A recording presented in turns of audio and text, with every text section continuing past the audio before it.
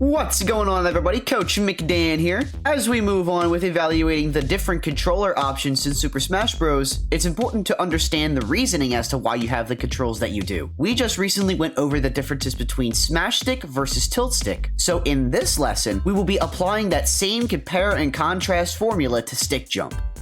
In Smash, every character has an upward aerial option, as well as an upward special move. You could also play a character with projectiles that could be thrown upwards as well. One thing that enhances a player's gameplay is accuracy with how your moves and how those projectiles are thrown and placed throughout the game, so you get the benefit of hitting and damaging your opponent. But what exactly makes that accuracy different for some characters?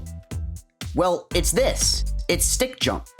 Stick Jump allows for the player to point up on the control stick to output a jump, but a big problem that players face when having this option enabled is accuracy with doing combos with aerial attacks and, yes, tilt attacks. Let's use my good old friend Yoshi here as an example. Yoshi's projectile is throwing an egg. Throwing an egg requires you to point up and press B to aim left or right to guide the egg where it needs to go. Assuming Stick Jump is on, this poor guy goes sailing into the air as pointing up to throw an egg also inputs a jump, along with the small added aerial boost Yoshi gets from throwing eggs. Yoshi is now met with the consequences of his own actions, as this allows the opponent to attack and punish you for simply doing the option and going too high. Even just recovering back to stage is an uphill battle, due to how easy it is to just accidentally, well, point up.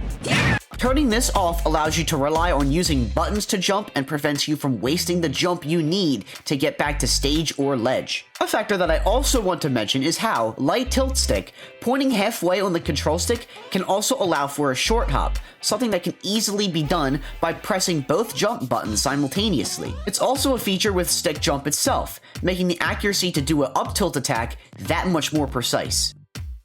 The less button presses you have to think about doing, the better, and turning Stick Jump off is a big resource saver in that regard.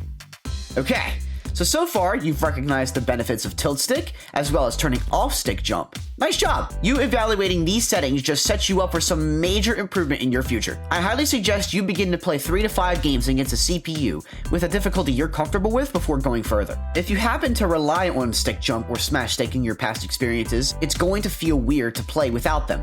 But that's okay. These settings could alter how you play a match entirely. But keep in mind, this exact position you're in is going to change the more you educate yourself on your character, their moves, and their recoveries.